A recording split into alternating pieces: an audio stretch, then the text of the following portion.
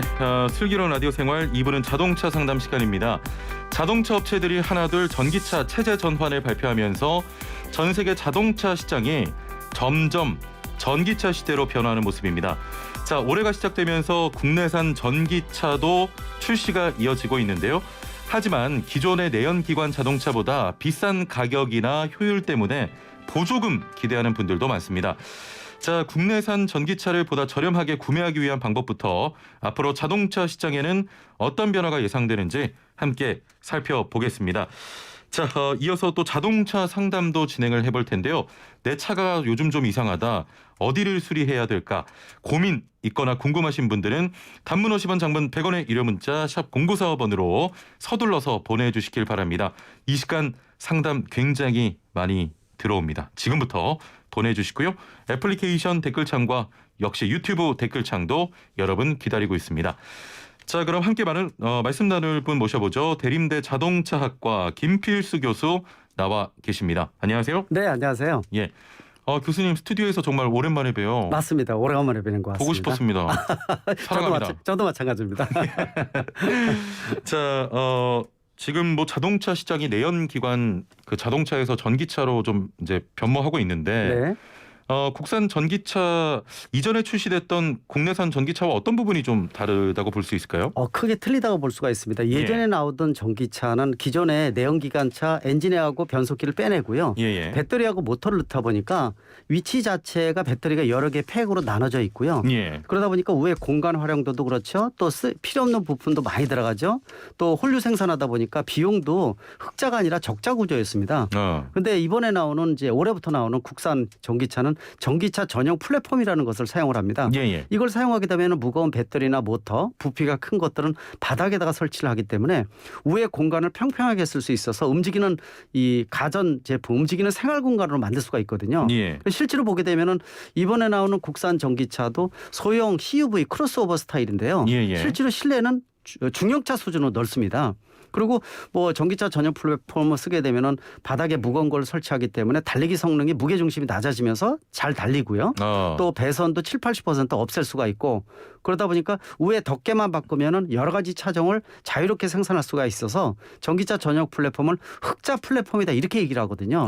그렇군요. 그만큼 소비자들도 완성도 좋은 전기차를 구입할 수가 있으니까 예. 작년까지 하고 올해 나오는 것은 수준이 완전히 틀리고 또 올해 나온 수준이 글로벌 시대에서 어떻게 보면 선두주자로서 나올 수 있는 최고의 제품이다 이렇게 볼 수가 있습니다. 예.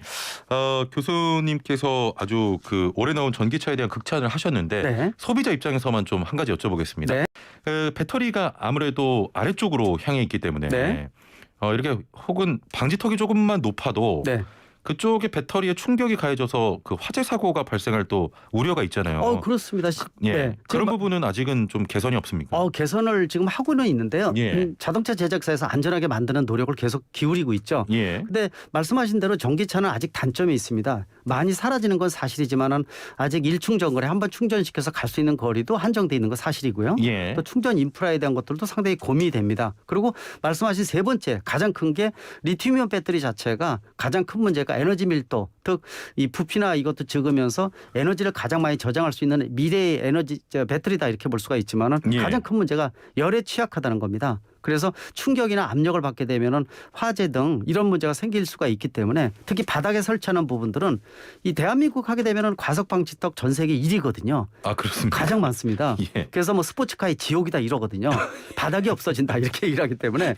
근데 이제 이게 과속 방지턱이 높이나 폭을 규정에 맞춰서 제대로 하고 도색을 제대로 칠해 놓으면 괜찮은데요. 예. 아직도 이게 높이나 폭이 굉장히 틀린 데가 많고 도색이 다 지워져 가지고 이것 때문에 사고 나는 경우도 여러 번 있었는데요. 예.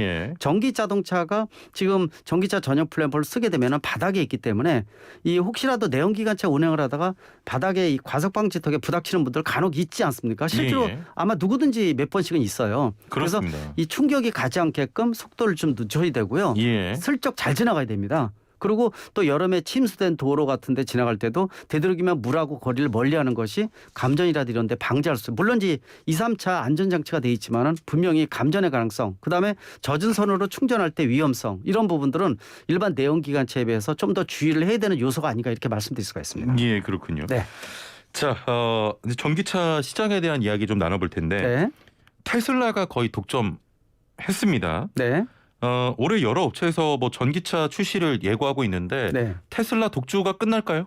쉽지 않을 겁니다. 예. 작년같이 작년에 50만 대 이상 생산하고 전 세계 전기차 시장의 거의 19%를 차지를 했었는데요. 예. 아마 올해부터 독주가 쉽지 않을 것이다 이렇게 보고 있습니다. 그렇군요. 국산차도 전용 플랫폼을 통해서 완성도전 전기차가 3가지 이상이 나오고 내년에 5가지 이상 나오거든요. 예. 그리고 수입차들도 역시 전기차 전용 플랫폼을 통해서 굉장히 좋은 차들이 많이 나오기 때문에 차별화된 전기차가 10여 가지가 쏟아진다는 겁니다. 예. 이런 상태에서 테슬라의 독주도 쉽지 않을 것이다. 그리고 뭐 그만큼 이제 소비자의 선택폭이 넓어진다는 그렇죠. 것은 상당히 중요한 의미를 가지고 있습니다. 예. 자, 그렇지만 그 전기차 같은 경우에는 내연기관 그 차보다 가격이 높아서 사실 보조금 여부에 따라서 판매량 차이가 있을 것 같거든요. 맞습니다. 올해 1, 2월 달에는 아직 보조금 책정이 제대로 안 되다 보니까 1, 2월 달에 신청을 거의 안 하셨지만 3월부터는 이제 본격 신청을 지금 받고 있거든요. 문제는 보조금이라는 것 자체가 국민의 혈세이지 않습니까? 예. 그래서 이게 무작정 줄 수는 없고 향후 5년 정도 이후에는 점차 줄어들면서 5년 이후에는 없어질 가능성이 커요. 이때 되면은 전기차의 가격도 낮아지고 예. 특히 이제 전기차의 40% 차지하는 배터리 가격이 많이 낮아지면서 실제로 내연기관차하고 발가벗고 싸울 수 있는 무기가 돼야 되거든요. 이래서 비즈니스 모델이 활성화돼야 되기 때문에 보조금에 대한 것들은 일단 무공해차를 보급하기 위한 확산의 어떤 유인책이다 이렇게 보시면 되고요. 예. 그만큼 줄어들고 있는데 대한민국에서 보급하는 보조금의 액수는 글로벌 시장에서 굉장히 높은 수준입니다. 그렇군요. 그래서 소비자들 입장에서는 이 기회가 굉장히 좋은 기회인데 물론 내년 내후년에는 완성도 좋은 전기차가 더 많이 쏟아지지만은 보조금은 줄어들고 또 지금 구입하면은 보조금은 높지만은 내년 내후년보다는 좀 더 완성도가 좀 떨어지는 거니까 예. 이 선택의 폭은 소비자한테 맡길 수밖에 없습니다. 네. 그러면은 국내에서도 올해 그 전기차 보조금이 지급이 되는 거죠? 그렇습니다. 규모 지금 어떻습니까? 규모는 지금 12만 5천 대. 예. 작년에 이 작년 말 누적 대수가 전기차가 13만 대 정도 되는데요. 예. 올해는 훨씬 더 늘어나서 올해 말에 20만 대가 넘어갈 것으로 예상을 하고 있습니다. 12만 5천 대 중에서 한 2만 5천 대는 1톤 전기 트럭이 보급이 되고요. 예. 또 일반 버스, 전기 버스라든지 이런 것들을 하고 일반 승용차는 한 8만 대 정도 수준이라고 보시면 되는데요.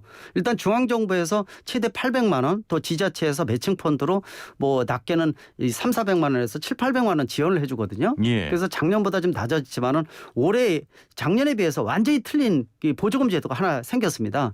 그게 뭐냐면은 이 고급 전기차한테는 보조금을 주지 않겠다라는 정책입니다. 그렇군요. 그래서 이제 완충지대가 생긴 건데 예. 6천만 원, 9천만 원입니다. 그래서 예. 6천만 원 미만일 경우에는 보조금의 100%를 지급을 하고요. 예. 6천에서 9천만 원 미만 사이에는 50%, 9천만 원 넘는 전기차는 아예 보조금을 안 주겠다고 이번에 발표를 해서 진행을 하니까 그걸 보고 또 신청을 하는 것도 굉장히 중요하다고 보고 있습니다. 6천만 원 미만의 차량은 100% 지원이 됩니까? 맞습니다. 그러다 보니까요. 이게 선순환 효과라고 해서 예. 사실 정부를 저도 자문해 주면서 이 책정하기 전에 발표하기 전에 이런 것들을 자문회의를 했었거든요. 예. 근데 6천만 원이라는 게 굉장히 미묘한 숫자인데 그러다 보니까 수입차 중에서 굉장히 고가로 팔았던 모델을 100% 보조금이 상당히 중요한 역할을 하거든요. 액수가 그렇죠. 적지 않습니다. 예. 그러다 보니까 6천만 원 미만으로 낮춰서 5,990만 원으로 책정을 했습니다. 보조금 받기 위해서요. 예. 이러다 보니까 600만 원 정도 이 가격이 저렴해지면서 소비자들한테는 상당히 낮은 가격에 좋은 전기차를 구입할 수 있는 기회도 되고요. 예. 또 국산차도 이렇게 좀 내리는 효과. 또 9천만 원 넘는 것들도 가격을 낮춰서 9천만 원 미만으로 하다 보니까 50%는 받아야 될 거 아닙니까? 그렇죠. 그러다 보니까 이게 선순환 효과가 생기는 부분들은 상당히 긍정적으로 보고 있고요. 예. 이렇게 차등 보조금 정책에 대한 것들은 우리나라뿐만이 아니라 다른 선진국에서도 많이 진행하고 있는 부분이니까 아마 이런 부분이 더 가속화되지 않을까 이렇게 예상을 하고 있습니다. 예. 자, 그런데 아직 생산되기 전인 차량의 경우 보조금이 확정되는 게 아니라고 좀 알고 있습니다. 그렇습니다. 예, 생산이 늦춰질 경우에 전기차 보조금이 취소될 가능성도 있다고 하는데 이건 왜 그런 겁니까? 그거는 왜냐하면 전기차가 출시가 돼서 예. 인증을 받아야 되는데 인증을 받아서 이 차에는 얼마만큼 왜냐하면 국내에서 이 배터리 성능이라든지 또 겨울에 날씨가 추울 때 어떤 배터리 주행거리나 이런 테스트가 굉장히 까다롭거든요. 이런 걸 제대로 받아야 되는데 출시가 되기 전에 미리 받아야 되거든요. 근데 이런 것들이 실제로 출시가 늦어질 수도 있게 되면은 보조금이 기존에 이 소진될 수도 있거든요. 그런 측면에서 소비자 입장에서는 올해 다음 달에 나오는 국산 전기차도 있고 후반에 나오는 전기차도 있기 때문에 그런 부분들 잘 보셔야 될 것 같아요. 그래서 정부에서도 이제 전반기 후반기 나눠서 보조금을 지원합니다. 왜냐하면 후반기에 나오는 전기차는 앞에 100% 소진이 되게 되면은 쓸 수가 없잖아요. 소비자들 입장에서는. 그렇죠. 그래서 나눠서 주고 또 이 지자체마다 어떤 데는 일찍 소진이 되는데 어떤 데는 남거든요. 1년이 지나도. 그래서 정부에서도 이 남는 지역을 부족한 지역에다가 이렇게 보급하는 그래서 좀 소진이 제대로 될 수 있게끔 만들어주는 것도 그렇죠. 굉장히 중요하고요. 그런데 제일 중요한 것은 역시 충전 인프라에 대한 부분들이 제대로 구축이 안 되면은요. 아무리 좋은 전기차 나오더라도 그림의 떡이 될 수밖에 없어서 이 부분을 잘 보셔야 된다고 보고 있습니다. 그 지금 조금 전에 전기차 충전에 대해서 말씀하셨는데 그래도 요즘은 뭐 아파트도 그렇고 주변에서 보면 전기차 주유할 수 있는 공간들이 굉장히 많아요. 그렇죠. 예, 그래도 아직도 부족합니까? 많이 부족하죠. 지금 정부에서도 올인하고 있는 것 중에 한 가지가 바로 충전기 설치입니다. 그래서 공공용 급속 충전기를 많이 설치를 하고 그러지만은 이 전기차 보급 대수가 워낙 많아지고 있고요. 또 말씀드린 대로 전용 플랫폼에서 나오는 전기차 완성도가 좋다 보니까 소비자들도 1가구 2차량에서 세컨드카 두 번째 차량을 구입했는데 이제는 첫 차로서 전기차를 구입하는 소비층이 늘어나고 있습니다. 기하급수적으로 전기차가 보급되다 보니까 실제로 충전기가 부족한 겁니다. 그렇습니다. 그러다 보니까 이 전기차 구입할 때요 가장 큰 요소가 보조금이나 이런 가격 정책도 중요하지만은 자기 집에서 완속으로 심야용 충전을 할 수 있는지 잘 보셔야 돼요. 왜냐하면은 이 요새 배터리가 급속 충전기를 자주 쓰게 되면 수명이 줄어들 수밖에 없습니다. 그리고 급속 충전기 전기 요금이 완속 충전기에 비해서 굉장히 고가거든요. 그래서 집 근처에 완속 충전을 할 수 있는 장소가 있어야 되고요. 아파트인 경우에는 좀 고민이 된다고 볼 수가 있고요. 그래서 그런 충전기에 대한 것들 또 보조금에 대한 것들도 지역마다 틀리기 때문에 이걸 잘 보셔야 되고 내가 사는 지역에서 2년 이내에 만약에 다른 지역으로 이동을 한다든지 또는 전기차를 매각하게 되면은 지방자치단체에서 주는 보조금은 환수를 할 수 있어요. 그래서 보조금을 거꾸로 물어내야 됩니다. 2년 이내는요. 2년 이내로 차를 팔면은 그 보조금도 반납을 해야 됩니까? 맞습니다. 국고 보조금은 괜찮은데요. 지방자치단체에서 주는 것은 최소 최대가 지역마다 좀 틀립니다. 그것도 보셔야 되고 다른 지역 이사할 때도 마찬가지이기 때문에 그런 여러 가지 요소를 같이 한번 보시는 것도 전기차 구입에서 굉장히 중요한 요소라고 보고 있습니다. 이렇게 오늘 전기차 이야기하니까 제가 갑자기 어떤 생각이 드냐면 이제 차도 약간 뭐랄까요? 아까 2년도 말씀하셨는데 그 스마트폰 사는 느낌이 들어요. 그 수명이 지금 짧아지고 있습니다. 왜냐하면 이제 움직이는 가전제품이거든요. 그래서 자동차는 10년을 써야 되는데 이 주기가 짧아지고 있는 게 전기차의 흐름이라고 볼 수가 있습니다. 아마 내연기관차에서 안에 들어가는 전자제품이 3년만 되면 구식으로 좀 전환되거든요. 그러다 보니까 차는 기계 부품은 10년을 쓸 수 있는데 안에 차에 들어가 있는 고정적인 전자부품은 3년이면은 벌써 라이프 사이클이 짧아지는 부분이 있어서 이런 고민이 생겼는데요. 이제 전기차가 활성화되면서 전기차를 통째로 바꾸는 시대가 자주 올 것 같으니까 오늘 쇼핑할 때 옷만 바꾸는 게 아니라 오늘 차 바꿀까? 오늘 차 바꿀까? 이런 것도 있죠. 그래서 아마 그런 것들이 좀 범용화되면서 확산되고 중고 전기차의 확산 또 신차의 확산 이런 것들이 이 사이클이 좀 짧아질 것으로 보고 있습니다. 그렇군요. 자, 영국에서는 이미 내연기관 차량의 판매 금지 시기를 발표하기도 했는데 단도직입적으로 좀 여쭤볼게요, 교수님. 내연기관차 얼마나 가겠습니까? 예전에는 한 40년 정도 전기차 하이브리드 차가 중첩될 것으로 예상을 했어요. 이렇게 기간이 길면은 우리가 미래 준비할 수 있는 기간이 있어서 연착륙이 될 수가 있는데 기간이 반으로 줄었습니다. 한 20년 정도로 줄었다 보니까 지금 걱정이 됩니다. 사실 왜냐하면은 부품업체 준비도 안 돼 있고요. 그렇죠. 또 정부에서 미래 기술력의 양성도 지금 준비가 제대로 안 돼 있습니다. 그러다 보니까 지금 전 세계적으로 북유럽부터 시작해서 유럽에서 국가 차원의 이 내연기관 종식 선언을 다 했지 않습니까?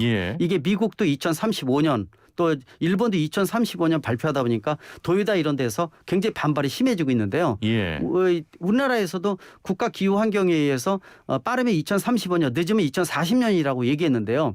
2030년일 가능성이 커요. 2030년이면 10년 15년이거든요. 얼마 안 남았는데요. 맞습니다. 그래서 종식 선언을 한다는 얘기는 내연기관 구입을 할 수 없다는 뜻이기 때문에 그만큼 전기차의 단점이 급격히 사라지고 있고 또 기후환경 측면에서 이 자동차 무공해차의 필요성이 더 부각이 되다 보니까 아마 이런 부분들이 점점 짧아지고 있다는 건 걱정이 됩니다. 경착륙이 될 가능성이 있기 때문에 좀 기간이 좀 빨리 준비해야 되는 거 아닌가라는 측면에서 정부의 역할도 굉장히 중요하다고 보고 있습니다. 또 누군가에게는 일자리 생존이 걸려 있는 그런 일이기 때문에 맞습니다. 좀 빠른 준비가 필요해 지금 보이고요. 당장 이제 한 가지 더 추가로 말씀드리면 예. 국내에서 이 전기차 전용 플랫폼에서 나온 모델이 최근에 출시가 됐거든요. 예. 그랬더니 국내 공장에서 노사가 이제 합의를 했는데요. 문제가 되는 것이 부품이 반뿐이 안 들어가고 모듈별로 돼 있다 보니까 생산 라인에서 10명이 필요했던 게 내연기관차였거든요. 근데 전기차가 되니까 6명이 필요한 겁니다. 4명이 할 일이 없어지지 않습니까? 그렇군요. 그러다 그런 보니까 문제도 있죠. 노조에서는 이거 말이 안 된다 이렇게 얘기를 하고 있고 사측에서는 필요 없는 인력이나 이 시스템 자체는 줄이겠다 이렇게 얘기를 하니까 노사 간의 갈등도 벌써부터 등장을 하니까 이런 합의에 대한 것들을 정부가 적극 중재를 한다든지 좀 고민을 해야 되지 않느냐 이렇게 보고 있습니다. 예, 좀 빠른 준비가 필요해 보입니다. 네. 자, 지금부터 또 상담 이어가 보겠습니다. 단문 50원, 장문 100원의 유료 문자 샵 0945번으로 계속해서 상담 보내주시고요. 먼저 9187번님. 교수님, 이렇게 아직 취약하고 배터리 충전에도 시간이 걸리는데 전기차가 뭐가 좋은 거예요? 연비 말고 조만간 차 장만해야 되는데 네. 절 설득해 주세요라고. 올 여름부터는요. 예. 첫 차로서의 의미가 부각이 됩니다. 아까 말씀드린 대로 충전할 수 있는 부분들. 일단 전기차를 구입하면은 가솔린 대비해서 같은 주행거리 주행할 때는 5분의 1 정도입니다. 예. 유지비가. 그리고 엔진오일 같은 소모품 교환이 아예 없어요. 그렇군요. 그렇습니다. 그래서 교환 자체가 없기 때문에 유지 관리비 측면에서는 일반 내연기관차가 비교가 안 된다는 거. 또 정부에서도 무공해차들을 보급하면서 각종 인센티브를 주기 때문에 내연기관차에 대한 각종 세금 또 디젤차는 환경 개선 부담금 등 여러 가지 부분들이 억제 조건이 커지고 또 도심지 무공해차 진입에 대한 것들 5등급 차량은 지금 못 들어오고 있지 않습니까? 이런 여러 가지 요소를 생각한다면 올해부터 작년까지는 제가 이제 1가구 2차량에서 두 번째 차는 전기차 한번 생각하세요라고 생각했는데 올해부터는 첫 차도 괜찮습니다라고 말씀드리니까 한번 직접 근데 차를 택일할 때 가장 중요한 것이 본인의 차하고 본인의 궁합이 맞는지를 잘 보셔야 돼요. 그러니까 그럼요. 현장에 가셔서 차를 꼭 운전해 보셔야 됩니다. 그냥 말만 듣고 주변에 얘기 듣고 구입하지 마시고 또 가서 비용이 이 정도 있는데 또 얘기 듣다 보니까 위차종 있죠. 위차종에 옵션이 없는 것들하고 가격이 똑같은 중천 모델이 생기거든요. 그래서 원래는 이 차를 구입하기로 했는데 가서 위차를 구입해서 상당히 집에 뭐 난리가 납니다. 그때 특히 남자분이 그렇게 구입하다가 집에 집사람한테 이 밥 반찬수가 줄어든다는 이런 실종도 있습니다. 교수님? 네, 제가 이제 괜히 말씀드리는 거 아니까 굉장히 주의하시기 바랍니다. 알겠습니다. 네. 자, 애플리케이션으로 우읍님께서 플러그인 하이브리드 전기차 2년째 사용 중입니다. 아직까지는 새 차여서 만족하는데 겨울에 효율이 너무 떨어지긴 하네요. 전기차 4륜인데 춥고 눈 오는 날은 회전할 때 심하게 득득득 거리는데 괜찮나요?라고 하셨습니다. 괜찮은데요. 일단 플러그인 하이브리드 자동차 굉장히 친환경 차입니다. 완전 전기차는 아니더라도 전기차에 가까운 이 친환경 차다 이렇게 말씀드릴 수가 있는데 지금 정부에서도 플러그인 하이브리드까지는 친환경 차로 분류하고 하이브리드 자동차는 빼낼 예정이에요. 환경부에서요. 그래서 그것도 한번 유념을 하시면 좋을 것 같고 일단 혜택이 좀 있고요. 근데 이제 문제는 겨울철 말씀하신 대로 이 배터리 성능이 겨울철 날씨가 이 차워지게 되면은 한 20% 기능이 떨어집니다. 거기다가 히터를 켜게 되면 더 많이 떨어지거든요. 그래서 그거는 각오를 하셔야 됩니다. 그리고 이제 운행할 때의 특성 자체는 일단 뻑뻑하니까 일단 출발할 때도 그렇고 이 겨울철에 대한 준비, 겨울용품에 대한 것들은 내연기관차, 전기차 구분 없거든요. 준비 철저히 하시고 일단은 겨울에 기능이 많이 떨어지기 때문에 장거리 뛸 때는 겨울에 좀 조심하셔야 되니까 만약에 1가구 2차량 중에서 첫 차는 그래서 내연기관차 같은 거는 장거리 뛸 때 괜찮지만은 장거리 운행하기에 전기차는 겨울에 약간 애로사항이 있다라는 측면에서 그 부분들은 좀 지양을 하시면 좋을 것 같습니다. 네. 자, 5225번님 전기차는 전자파 문제가 많다던데요라고 하셨거든요. 그거는 걱정 안 하셔도 됩니다. 지금 정부에서 나오는 것은 위에 탑승자가 탔을 때 이 전기 전자 시스템으로 되어 있는 게 전기차인데 위에서 올라오는 전자파에 대한 부분들은 엄격하게 규제를 하고 있습니다. 그래서 위에 차폐도 잘 돼 있고 그러다 보니까 그런 부분들은 걱정 안 하셔도 되고 그러나 물론 전기 전자 시스템을 쓰기 때문에 이 부분에 대한 것들은 내연기관차보다는 약간 고민이 되는 부분들도 있거든요. 그러나 우리가 우려할 만한 사항 전혀 아니고요. 이 엄격한 규제에 의해서 전자파에 대한 부분들을 방지를 하고 있으니까 탑승하시는 분들 또 전기차 구입하시는 분들 전혀 걱정 안 하셔도 될 것 같습니다. 그 부분은 그냥 기우입니다. 기우. 맞습니다. 7479번님 하이브리드 차량입니다. 최근 정부가 친환경차 선정하는 과정에서 하이브리드 차량을 제외시킨다는 소문을 들었는데 네. 맞는 이야기입니까라고 하셨거든요. 환경부는 아직 결정이 된 건 아니고요. 아, 예. 그거를 지금 회의 중에 있어요. 하이브리드 예. 자동차를 친환경차에서 제외시키게 되면은 각종 인센티브에 대한 것들이 좀 빠져나갑니다. 예를 들어서 공용 주차장 50% 등등 여러 가지 혜택이 있지 않습니까? 예. 이렇게 빠져나가는데 산업부는 유지하기로 했어요. 산업부는 유지가 된다는 얘기는 세제 혜택에 대한 거 한 180만 원 정도 받을 수가 있거든요. 세대요. 그렇군요. 예. 그래서 그거는 유지가 되기 때문에 실질적으로 혜택에 대한 것들은 정부 측 부서마다 조금씩 입장이 좀 틀리거든요. 예. 물론 플러그인 하이브리드는 당연히 아직도 뭐 걱정 안 하셔도 되는데 하이브리드 자체는 지금 최근에 들어와서 빠져나가는 시기다. 그러니까 해외에서도 하이브리드 자동차를 친환경차로 인정을 안 하는 부분들이 나오기 시작을 했다는 거. 예. 그래서 환경부는 그렇지만 산업부에서는 괜찮다는 거. 이렇게 기준을 잡으시면 될 것 같습니다. 예. 3002번님께서는 교수님 설명이 정말 시원시원하다고 짱이라고 하셨네요. 감사합니다. 자, 마지막으로 좀 짧게 여쭤보겠습니다. 6748번님 전기 이륜차도 보조금 받을 수 있나요?라고 보조금 하셨거든요. 받을 수 있습니다. 세 가지로 돼 있어요. 그래서 예. 150, 250, 350만 원 정도 되거든요. 예. 그래서 350만 원 정도 되는 건 이륜차한테 바퀴가 3개 있는 것들 있죠. 예. 좀 덩어리가 크고 몸집이 큰 것들. 이것도 역시 정부에서 평가를 하는데 보통 일반적으로는 180만 원에서 250만 원 사이가 가장 많이 받습니다.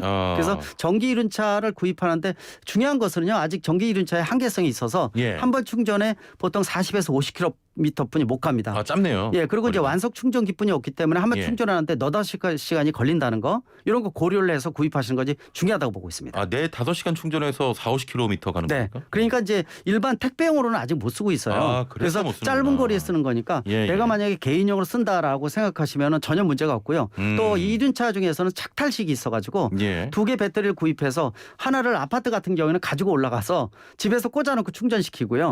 예, 그다음에 휴대폰이라니까, 가중해서 이거. 교체를 하는 분들이 있거든요. 예, 예, 착탈식 이륜차 배터리도 있으니까 예. 그것도 한번 고민하셔야 되는데 아직 한계점이 분명히 있다는 것도 사실이라고 예. 말씀드릴 수가 있습니다. 알겠습니다. 네. 자, 오늘 말씀 여기까지 듣죠. 감사합니다. 네, 고맙습니다. 네, 지금까지 대림대 자동차과 김필수 교수와 함께했습니다.